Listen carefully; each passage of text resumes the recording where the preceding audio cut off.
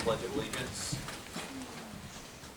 Pledge allegiance to the flag of the United States of America and to the republic for which it stands, one nation, under God, indivisible, with liberty and justice for all.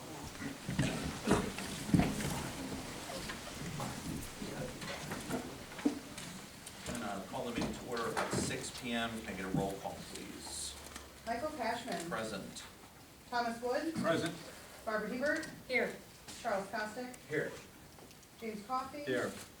Dana Isabella is absent. And I, Katie Fucci, am present. Perfect. Before we start tonight's meeting, tonight we want to honor the memory of a man whose unwavering devotion stretched across more than 30 years of service here at the town of Plattsburgh. As an esteemed member of the town board, a deputy supervisor, a town justice, in every role, Marty Manick's dedication to serving this community and striving for its improvement remains timeless, a timeless testament to his profound influence and love for this community. We offer his family and his friends the deepest of condolences. Would you please join me in a moment of silence to honor the Honorable Martin D. Mannix Jr., a friend and a colleague.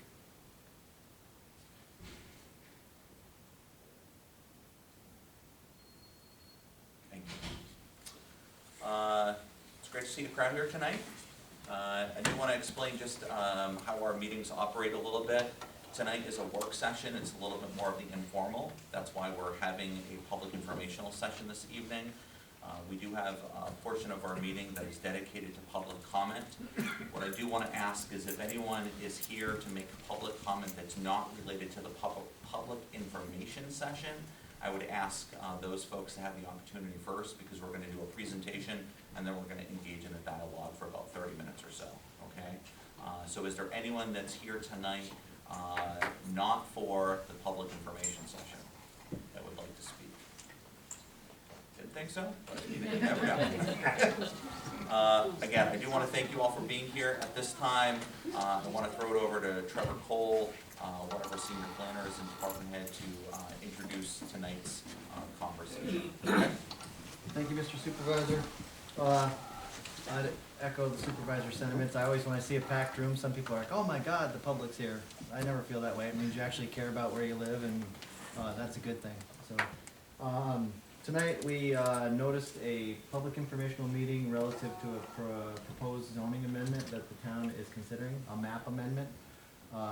We sent out public notices. I imagine a lot of folks here tonight got that direct mailing. That was, we used any property that was within 500 feet of the property being studied for rezoning. So that's why, if you got that letter, that's how that got sent out. Wanted to make sure anybody in that area got that letter. And what the town is looking at evaluating is a potential zoning a map amendment for about 137 acres of land that is currently zoned R2 residential, and part of that is also zoned neighborhood commercial, and considering the impact should it be zoned industrial.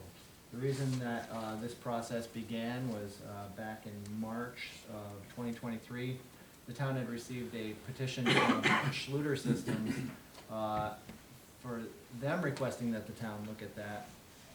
And given that Schluter was just one company that could potentially do industrial type activities, the town did accept that application, but then considered taking a more circumspect look and not just considering that particular use, but any uses that might fall under industrial. That way we had a more circumspect evaluation of should that property be rezoned, what the range of impacts could be. Because any given company can leave, go, stay, so you want to make sure you're looking at all the uses that fall under that table of industrial uses, not just company A, company B, company C. So the town board resolved to have the planning department begin that study.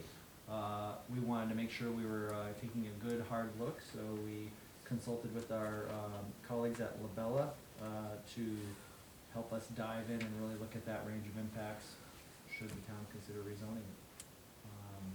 That's the overall backstory. And, so what we have prepared for you tonight is kind of an overview of the town's environmental analysis.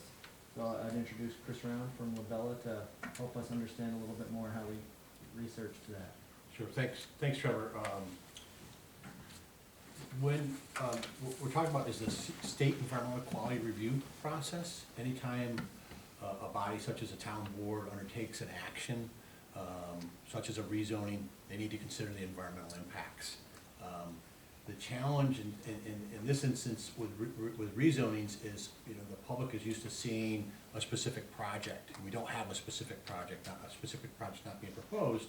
So with rezonings, we try to look at big picture, what could happen, and it's important to note that if a land development activity were to take place here, it would be subject to the secret process if the project was in front of the planning board. So this is not the review of a specific project activity. So we have some slides here. What we did is we prepared an environmental assessment form, and the environmental assessment form has a series of questions that are asked of an applicant, in this case the town. And we'll talk about just some of those. So that, Trevor mentioned, is the project site. It's approximately 137 acres on Superior Route 22, comprised of 4 parcels that are currently being contemplated. 3 of the parcels are zoned R2, which allow residential use, and then a single parcel which is neighborhood commercial. And we'll talk a little bit about that, but the proposal, as Trevor mentioned, is to zone those industrial. I just want to jump in there, Chris, and some of you may have seen a map at one point too that also showed an additional part of a tax parcel that was on the east side of the railroad tracks. And that was simply because when you, on our map system, when you click on the tax map, it includes an entire tax parcel. So it originally had showed that other side, but that was never part of the proposed rezoning. So what you see on here was the only property we considered. Okay, thanks. So I mentioned the secret environmental assessment, and so what we're trying to do is look at what the broad impacts might be versus a project-specific impact, right? So what we don't have is we don't have a lot of detail about what a building might look like. And so when the public, you know, when we're going through a site plan review process, we're very much interested in how close might it be to a property line, or what does it look like from the road, et cetera. Where's the driveway gonna be? None of that information's available to us now, or has been decided. Should a project come forward, all that detail would be subject to the planning board's review. And so what we try to do is, what we use is we call it a comparative analysis. And we look at the existing zoning, which is, again, R2, which would allow residential development. And we look at industrial development. And in this case, you know, we can't look at the universe of industrial uses or the uses that are allowed in the industrial zone. Generally, the industrial zones in many communities has, you know, a pretty diverse list of activities that could take place. What we did, the town, if you haven't seen, has a use table in its zoning ordinance, and it specifies which uses are permitted with a building permit, which are permitted with site plan review, which are permitted with a special use permit. And so this is just a snapshot of that, and I apologize, it's hard to read on the slide, but if you go to the town's website, it has this table's available through general code. You can see the variety of uses. In a simple way, the R2 allows single family and multifamily, right? And it does allow some supporting uses. In this instance, I think it allows assisted living, allows childcare, and some very similar type uses. Neighborhood commercial allows some of those same uses, but then you add bank, hospital, convenience. Think of those things that if you were in a neighborhood, what would be convenient for you to have around the corner that are compatible uses. And then industrial, at its core, allows manufacturing, and some of the definitions we find when we look at people's zoning, community zoning codes, industrial is really changed.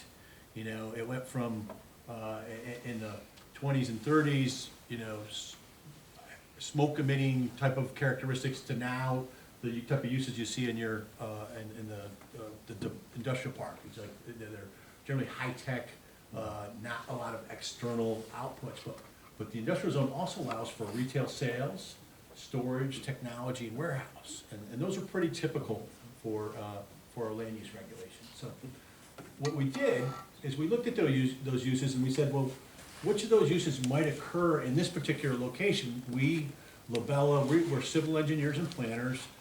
We represent municipalities, we represent private developers. And, you know, as planners, we're aware of what kind of development's taking place in our communities, right? And in conversation with the planning staff, like which type of uses could go here. And we wanted them to be realistic, but we also wanted them to demonstrate some of what might be considered the negative impacts of a rezoning, right? We want to be, we want to be real about this. And so we, what we've seen historically at this type of location, close to the interchange, large site, typically we see a warehouse activity.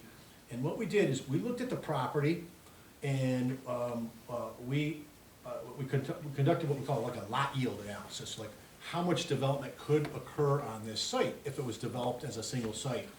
And we looked at it from a residential standpoint, and I think we can get, we deduct land that would be consumed by roads, by utilities, stormwater facilities, and so we can come up rule of thumb how large a development might occur on that site. And so, and I either skipped past my slide, but I think we estimated, we assumed water would be extended to a residential development, because a residential development, you're gonna either need water or sewer. I mean, residential development could occur without either, but the likelihood is water is very close to the site, so for the purposes of the evaluation, we assumed water would be on site, and we estimated up to 319 homes could be constructed on the property.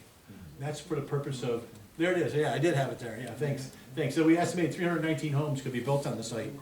And, the thing with these theoretical build-out analysis is it's never exactly that number, right? But that's a good number to work with, we thought, for the purposes of this exercise. And then we estimated, well, how large a warehouse, and what are people building in the warehouses? We see in that industry, warehouses are typically 150, 300,000 square feet. For this purpose, we said, hey, the maximum size would be 800,000 square feet. That's not out of the realm of possibility. That might be a building, might be multiple buildings. And then what we see, I haven't seen one in your particular geography, we're in the Capital District, fulfillment centers. Fulfillment centers, think Amazon distribution facility, we call them pick and pack facilities, where you have a lot of people employed, you have high volume of employees, and those are on the order of 600,000. We've seen some in Syracuse area that are built that are larger than that, but on this site, and so we those are two sample uses. It's either or, one of those. And then we said a third would be a combination of those uses. It could be a light industrial manufacturing use, warehouse, and office all on a single site, right? So you see manufacturing enterprises, they actually are producing the good, they're storing the good, and then they have maybe their sales office. And so that was meant to illustrate that.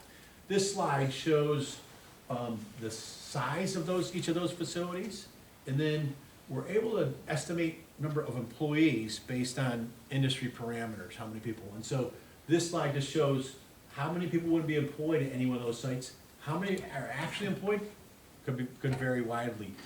But this provides us with a baseline for this evaluation.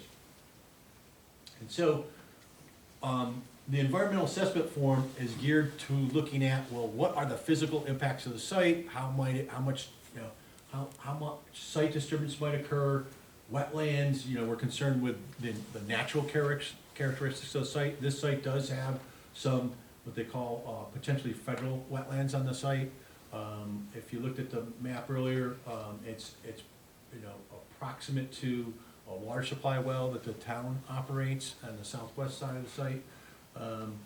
There is there's a special habitat area that's not uncommon that in this region. It's a pine barren habitat that can be home to some particular species.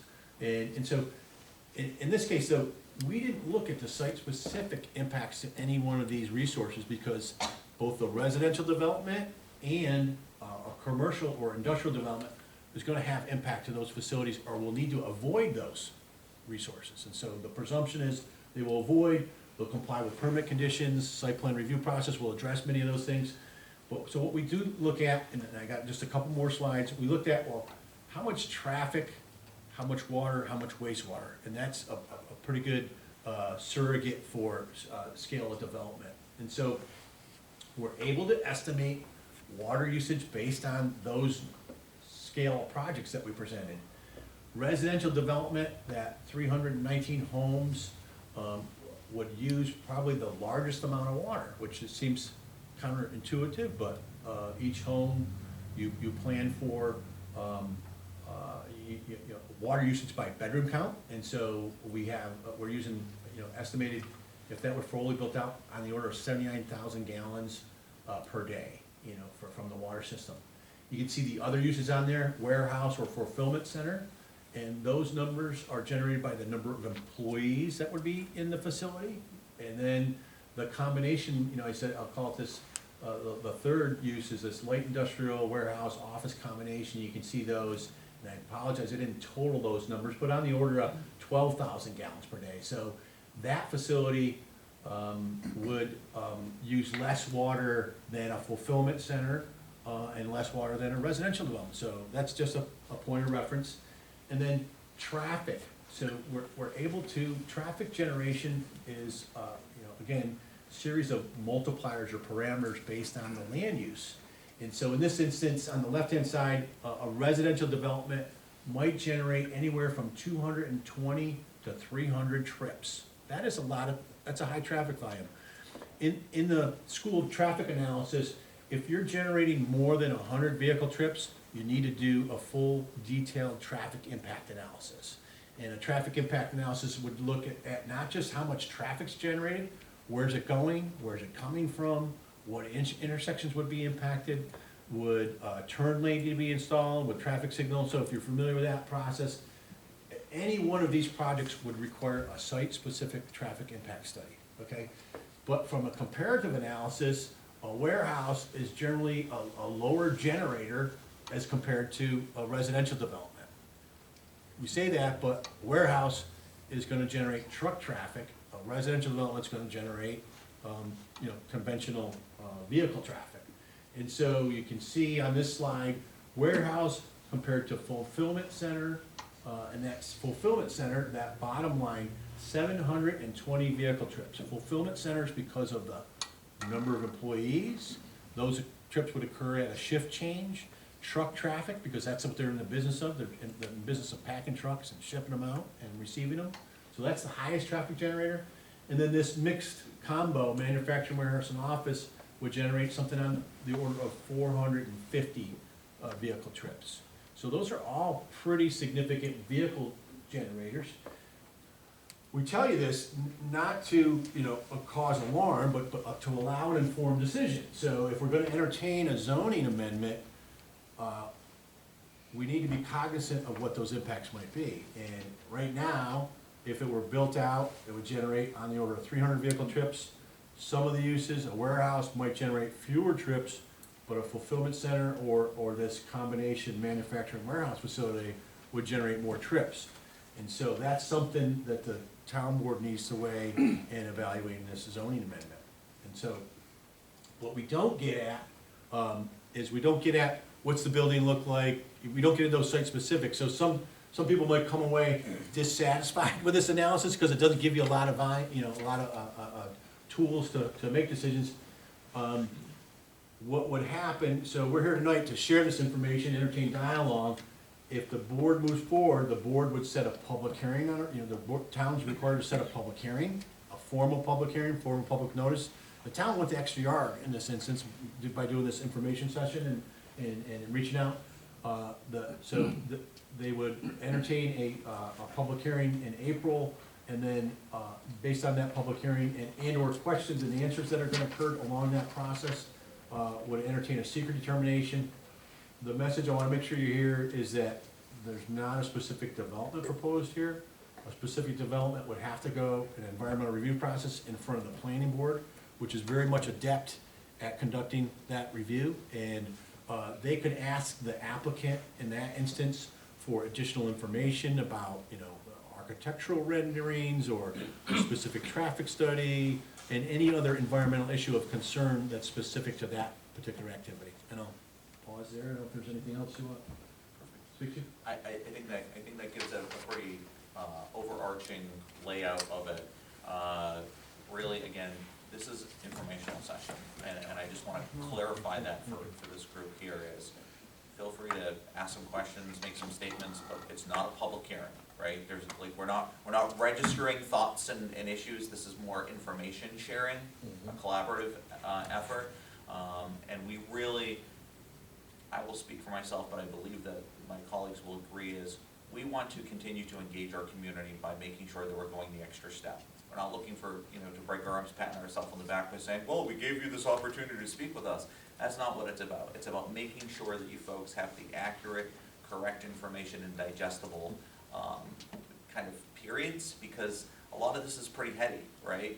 There's a process by which we're gonna have to make some decisions. Once those decisions are made, it will then trigger other decisions to be made in other corners of government, such as the planning board, the zoning, so on and so forth. So we just wanna make sure people understand what the process is, what decisions we're making, and what's on the table right now is the zoning. Okay, it's not a project, it's the conversation about the zoning. So with that, I'll shut up. I think politicians should be brief, be seated or be gone. As I'm seated, I will try to stay brief. Questions? Well, I have several questions. I'm gonna go, Go just be behind back, you. just to be, yeah, I'll go right up front. Yes, I was just wondering, we live right on 22, and we already see the amount of traffic that goes through there and the speeds. People don't pay attention to those speed limits.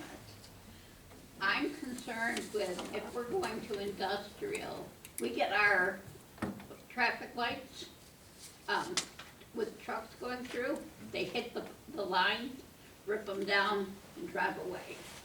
And we're always having to call out to have them put back up.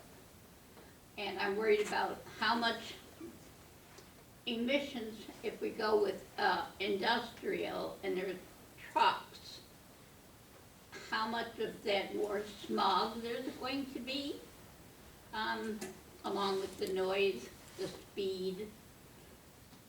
And if we're going to these large commercial industrial buildings, like I think you mentioned Sluters as an example, is it going to increase wastewaters and chemicals that we should be concerned about?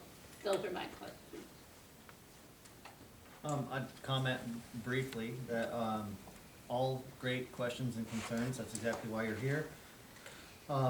So at this stage, considering the zoning, a zoning change would open up the range of things that could be proposed, but approves nothing. So any project that would come forward, typically what my colleague Jess and I do is we require these projects to do a traffic study and analysis. That study would also be reviewed by the New York State Department of Transportation, and they may require, I don't know that this would be required, but they may require a stoplight somewhere, or a change in diameter or radius of a road, change the line of sight. And with other things like stormwater, per se runoff, we require that they do engineering studies, design the site. We send it off to a third party to also review, so that we hire engineers to review what their engineers propose, to make sure that, they're held to a standard for the state. So I'm confident that any project that would be proposed in the future would comply with all town regulations, but it's sort of another separate process where, no one gets a free pass to develop anything just because it's zoned a particular way. They have to demonstrate that they're not causing those undue impacts, which we've seen other parts of town. We've had to require changes to traffic lights or intersection changes, and sometimes that can be very expensive for the developer, but we don't feel bad about that, because if you're gonna create an impact, you should have to mitigate it. But that's how that process unfolds. Okay, thank you very much. Right up front, yep. Yes, well, 3 areas of concern in terms of industrial. Because part of that is right in my backyard. So one being noise pollution. We live in the woods, and that's why we bought our home where it is. Light pollution, again, to be in our backyard and see industrial lights that we can't not see if it's a 24-hour facility. And then I think the main concern is water issues, because we have very high water table where we live, and that whole area is very high water table. And what is gonna happen with the runoff? I mean, industrial plants can say they're going to, create lakes or ponds or do different things, but in other situations that I've been exposed to down the road, problems start, and it's, well, we built it, we did what we did at that point, so how is that gonna impact the residential? I don't know about one side, but on the Linda Lane side, that's very heavy water, that's where we live, and what's gonna happen if there's a lot of industry in there that creates more water runoff and brings the table even higher. So that's the three areas of pollution or concern that I would bring up, in addition to the traffic, but. Way in the back. All right, just kind of piggybacking on both of those, but maybe with more specifics.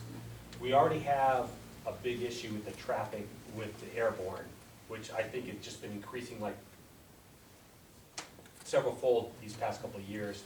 And the noise pollution from airborne has been just out of control with them being late at night. Having an additional thing might be something that should be considered.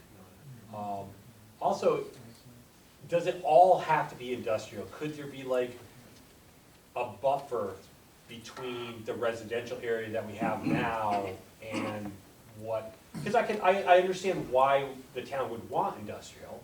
We all want jobs, but is there the ability to kind of buffer so that we're not butted up against a big factory or something? I want to make one comment, and I'll throw it over to Trevor. Please don't take this as dismissive. I just want to acknowledge a fact that we get a lot of phone calls about airborne. Airborne is not in the town of Plattsburgh.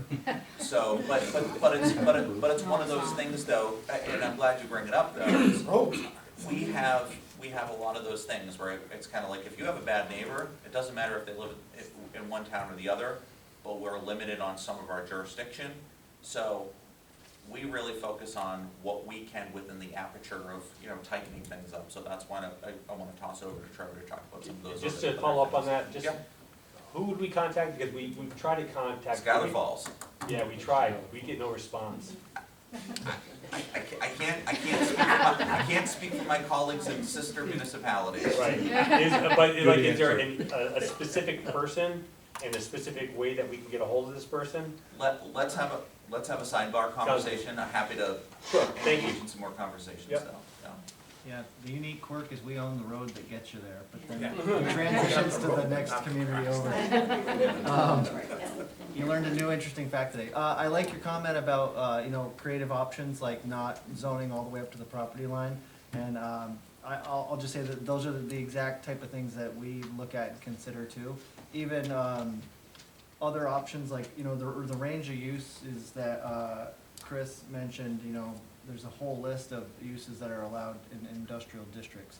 And some of them are uses you might not care a lot about, retail, daycare, but the ones most people care about are those higher intensity uses. So, when we've evaluated this for the range of impacts, we've even thought of things like that, or limiting the total number of uses. Maybe we want to take some of the more noxious uses out, asphalt plant, and so you look at that as a range of options. And that's what this dialogue's about, the potential for that property, but maybe there's some potential we don't want to open up. And but that type of thinking is great, and those are good suggestions. Yep, up at the I back. just wanted to ask one more question. Somebody mentioned it, and it just sort of just went through my brain. We were talking about with the factories, and I know you talked about all the new regulations to keep from exhaust and fumes and all this. But I used to work at a factory, and yes, those regulations were put in place, but there was always accidents. And those fumes and exhausts do come out into the public.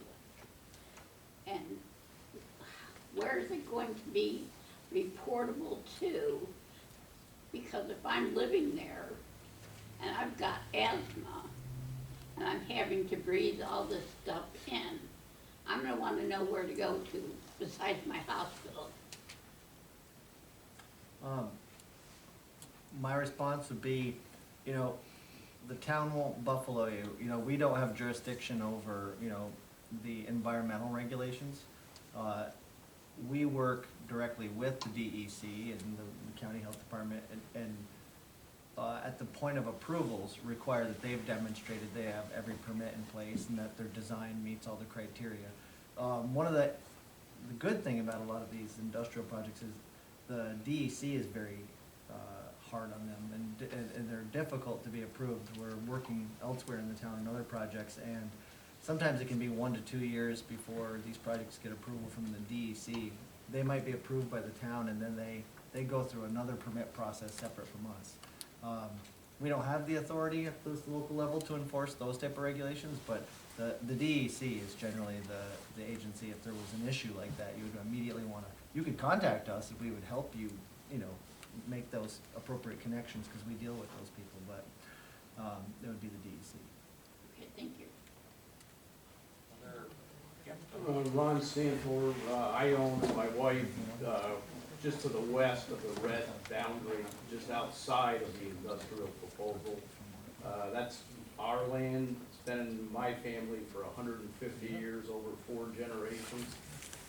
So I share with Marcia, because she's my neighbor. We're right next to Linda Lane. Obviously, the light, the noise. I know we're not supposed to say it. Schluter already has been to me and tried to buy my land, but obviously we're not gonna sell it. And they also talked to us about a 10-story building, which I've talked to Chuck about. We will be back here. I'm elated to see the number of people here. I have a handout, by the way, that I gave my neighbor, and I went around. If you want one of them before you leave, I'll give it to you.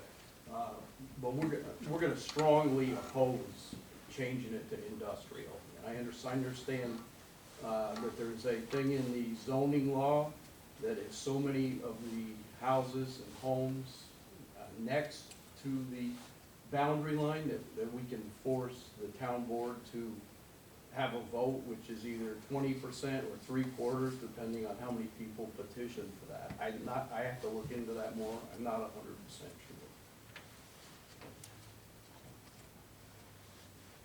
other, My question was on the height limit, but obviously they can get a variance. What's the maximum height without a variance they can get for buildings in industrial? 40 feet. 40. yeah, it's the same as really what you folks were looking for in the county airport. Right, exactly. And in the interest of, full disclosure, so people know, I mean, even in our environmental report, no one is pretending that Schluter didn't have interest in that property. They submitted an initial application to us, and we're really clear that we say that. The reason why we're having this process unfold like this is so that we didn't want to review just something that they might do.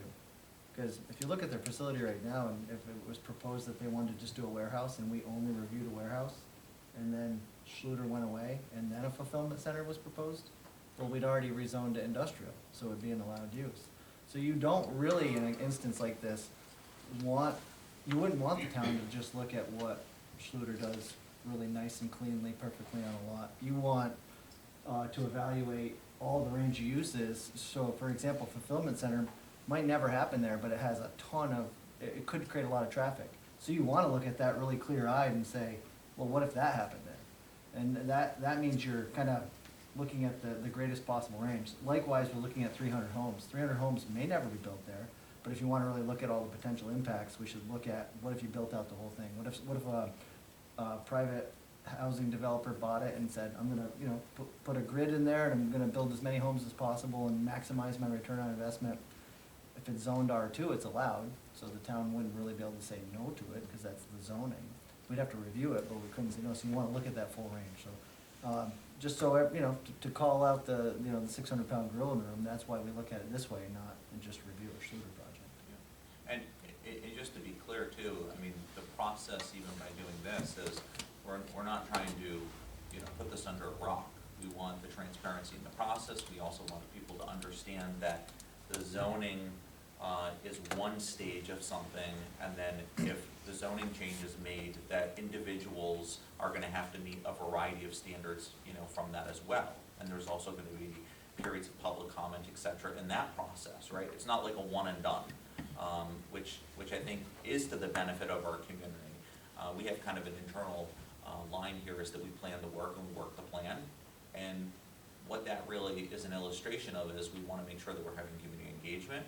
We wanna make sure that people understand everything. My wife and I don't agree 100% of the time. I'm sure that you and your loved ones don't agree 100% of the time, but we're gonna be clear, we're gonna be respectful, we're gonna give you that information, and most of all, through the process, we're gonna listen, right? We're not gonna just make that snap judgment. We're not voting on anything tonight, so continue the dialogue. I thought I saw maybe one or two more hands. Yep. Hi, my name is Jill, I live on Linda Lane. We bought our house in 2004, so we've been there a while. And it's just expressing concerns. Obviously, residential to industrial seems like an extreme jump, in my opinion, when that's mostly a residential area. So that is definitely a concern on my behalf.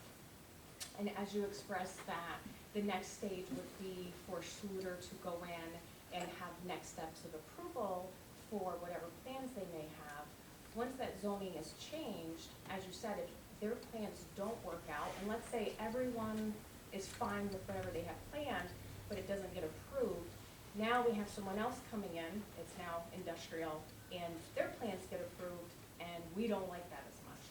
Those would be definitely concerns of mine, along with the noise, and definitely the huge increase in traffic, as most people who live on Linda Lane buy there because they have young kids, and it's a fantastic street, as well as, you know, anyone else that's nearby. Jill, you expressed exactly why we wanted to have this process unfold that way, because, yeah, people might like an existing company if it were something, some other company that people work at and have it expand. People might seem favorable about it, but it's not the right way to consider it, because it could be another company. We've actually reviewed other projects for Schluter in the past and had them not happen, and then somebody else has built on those same parcels, so that's exactly the type of thing we wanna be clear about. Like the Olive Garden. Yeah. We're gonna rezone this Olive Garden. Yeah, go ahead. I'm Kathy LeBear. My husband and I own 2 properties on Route 22.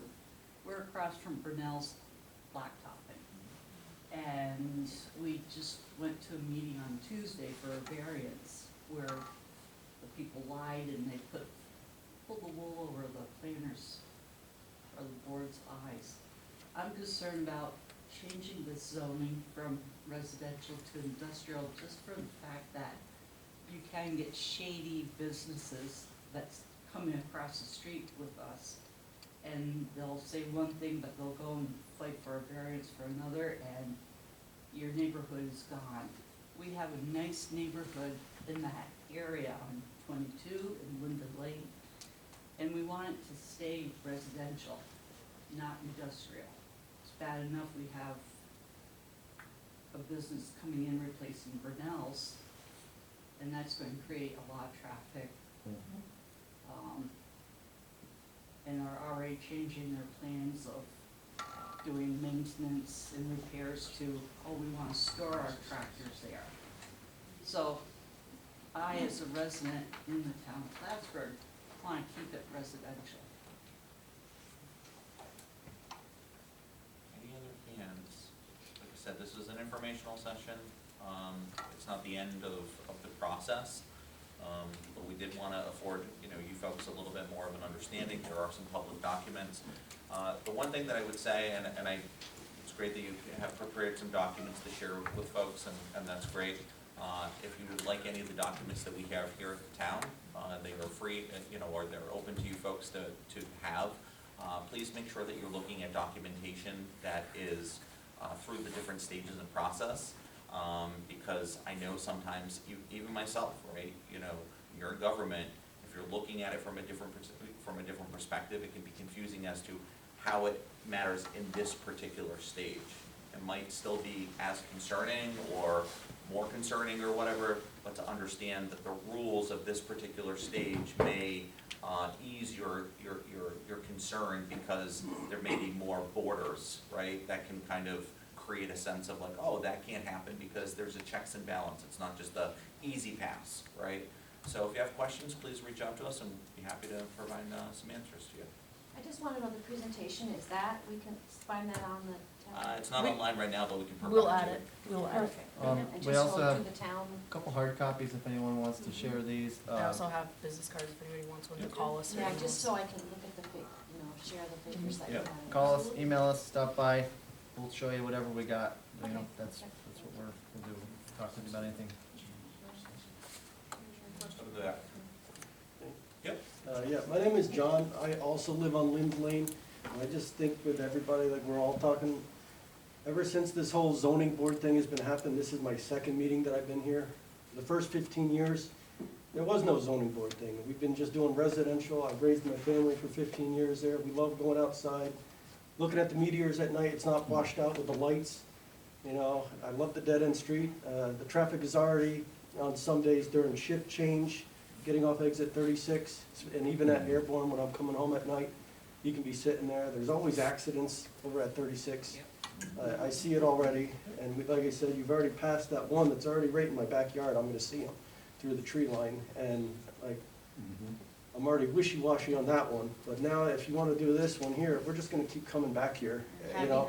Tiny space. Yeah, we're right on that little sliver there, you know, and if you change this to from residential to industrial, I don't think all of us wanna keep coming down here at 6 o'clock at night on a weekday, you know, because we were just here on Tuesday, and then we're gonna do it on Thursday, and we're gonna do it again next week, all because of this zoning thing, and I think I speak, you know, at least for me and all of us there, that if we could save a lot of other headaches and not our headaches, if we just leave it the way it is, you know, it's been good for 15 years. Everyone's happy, and if we wanted industrial, we just go 5 miles up the road to exit 37's Plattsburgh. You can see their lights faded out there and the traffic, and you know, we just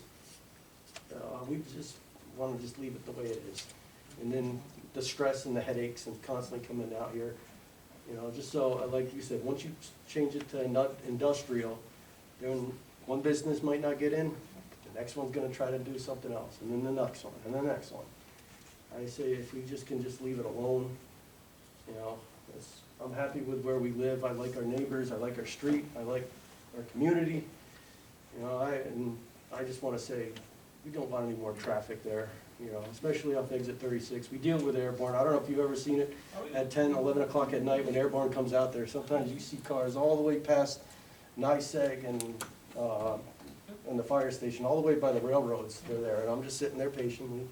Now, if you want to add an extra 150 to 720 more trips, no one's going to like that.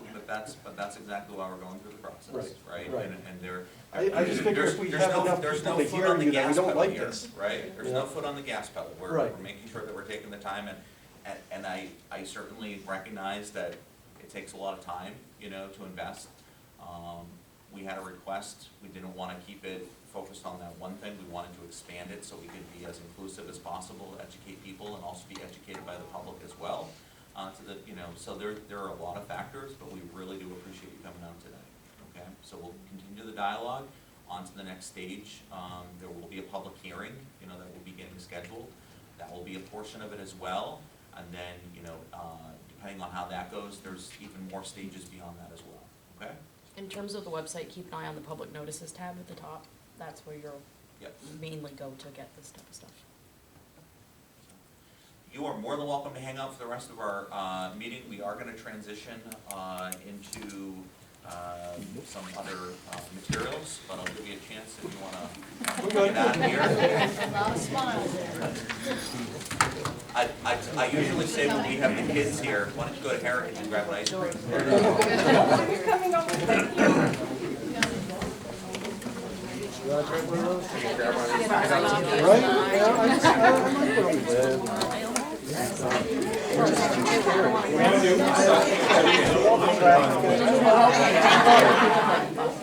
Yes. Kids standing out there. I like how I can look out there, I guess. All right, we're gonna move forward here, folks. Resolution It is the Battlefield Memorial Gateway change order. Center required allowance.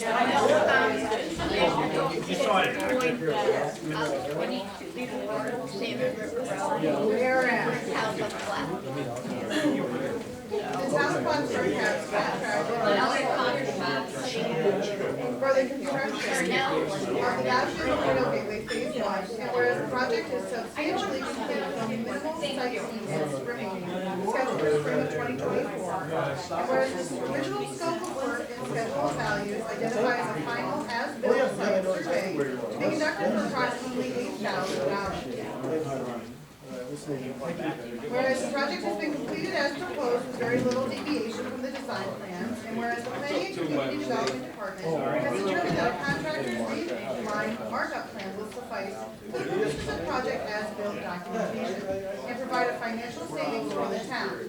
Now therefore be resolved that the town board of the town of Plattsburgh hereby approves and authorizes the town supervisor to execute a change order eliminating the requirement for an as-built construction survey in the amount of $8,000, and be it further resolved that a copy of this resolution be given to Luck Brothers, Inc. and the town planning manager. Is there a motion?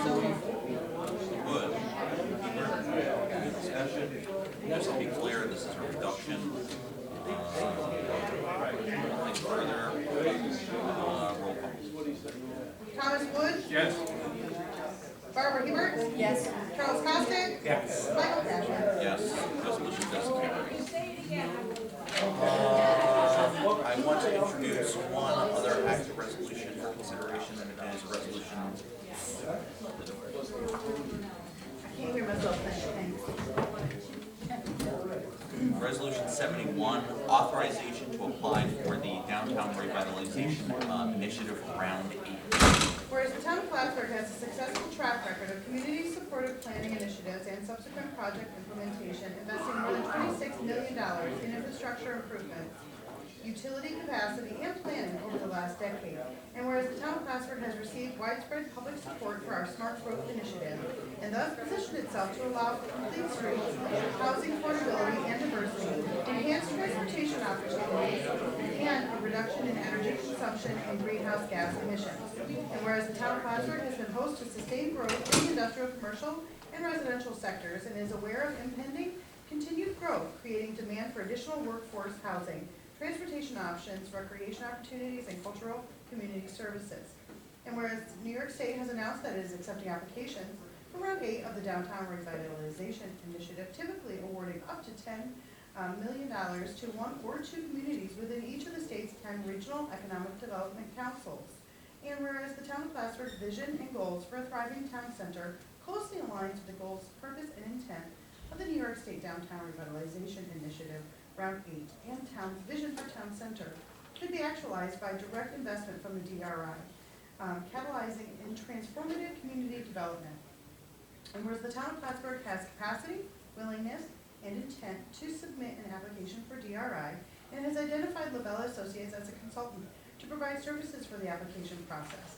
Now therefore be it resolved that the town board does hereby authorize an application for the 8th round of the Downtown Revitalization Initiative to be prepared by the Planning and Community Development Department, and be further resolved that the town board authorizes expenditures up to $20,000 to prepare the DRI application and related materials.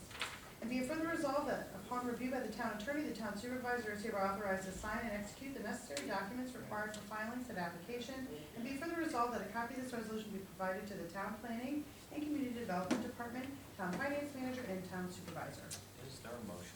So moved. Caustic, is there a second? Wood. Just a commentary on this is, we've done a lot of groundwork, as obviously noted in some of our plans. We had gone through this process internally a couple of years ago. Trevor and Jess and I worked together to put our application. We learned a lot through that process. That's why we did it really internally.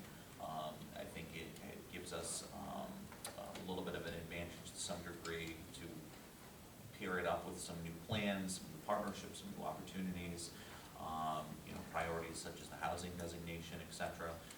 So I really think the timing could not be more fit to apply for something like this. So, anything further?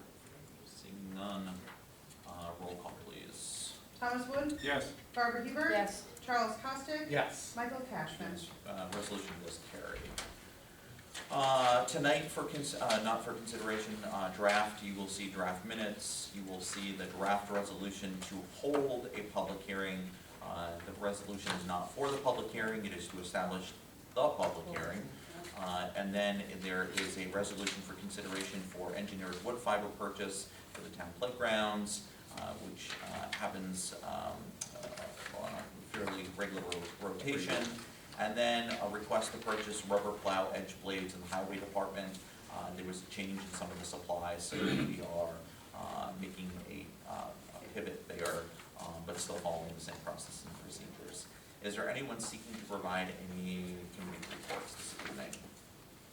No, the only thing I'd like to say is, some of the paperwork we have, the liaison for the planning and community development, we had discussion about the Battlefield Memorial Gateway, and it's exciting, we're gonna get into phase 2, so obviously this, Michael, was good. Then with the downtown revitalization initiative, we had a good discussion about that. Based on what you said, it was great comments, but it's almost like a reinvigoration of what we wanna do and what can happen, so. And then third, again, is we also have had some conversations about battery-based energy storage systems. So, again, Michael is clear, this is to hold a public hearing, but that is to kind of look at the moratorium needed for that. And then Katie convened a committee to look at the mausoleum regulations and rules. And we have a number of suggestions, and a couple of people are going to go out to find out more information, and then we'll be meeting again. Great. Yeah, and establishing, we'd like to review that every 2 years. Great. Anything else? Yeah, I would just throw out buildings and grounds, and again, I think everybody would agree that Mike is doing an excellent job, and yeah, I just want to throw it out there again, so many different projects that he's initiated, completed, and continues to go forward with. Heating and air conditioning, and to maintenance agreements, and looking at the carpeting here that we've tried to have taken care of for how many years. He's got a plan to do that in-house. So just the number of projects, and you know, it's really going to bring us up to speed. He's also been active with us in the safety committee, and is really taking great strides to help us. He's also going to look into the lift Yep. for the mausoleum. Yeah, I was gonna mention, we had a meeting Yeah. today at Mausoleum, and Yeah. the thing that impressed me about him, he had very good judgment. He's not excitable, he's very thorough, thoughtful, wants to do something reasonable, very impressive. Proactive, and very safety Yeah, conscious in very terms safety, of yep. what our obligations and requirements are. So And mentioned things about insurance, and very helpful. But really looking forward to it. And I'm gonna throw this one out, but he has a test set up April 19th, I believe it is, for a robotic machine to line our fields, for soccer fields.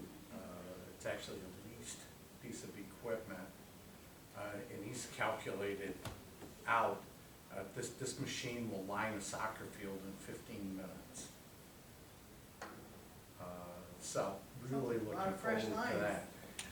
When you consider the fact that we're gonna have, that we typically have 12 to 14 soccer fields during the Just soccer fields though? just soccer fields. You can't do baseball field yet? Not yet. But the soccer fields are the big ones. Baseball field's pretty easy to line. But Soccer fields, you got a robot doing it though, it'd be awesome. especially when you have 3 different size fields, you program it in, and now instead of, one of our team members having to plot this out, it has a starting point that's decided, so really looking forward to that. I mean, it's just the things that he goes out and looks for, and tries to get, everything's for the benefit of the town. is that a demonstration? or- You might find some towns want to go on quarters and times and I'm thirds. gonna cut the cross conversation. Well, don't. So is this Just put it AI? out. I'm just wondering. I have no I get idea, afraid. I have no idea, Okay. I just know it's gonna save a lot of time from somebody having to go out there and walk around with a paint machine. Might be straighter too. Probably straighter, quicker. I haven't found anything bad about it yet, so. Any other committee reports? I do want to swing back to my report really quickly. I apologize, jumping into the resolutions. You know, we are less than a month away to the total solar eclipse. I know there's many activities going on throughout the region. If we can just remind people to welcome our guests into the region, I think this is just a really great opportunity, but also to dial in to some extra patience throughout that period of time, plan ahead. I know the Office of Emergency Management has put some messaging out there, which I think is important, but just keep that in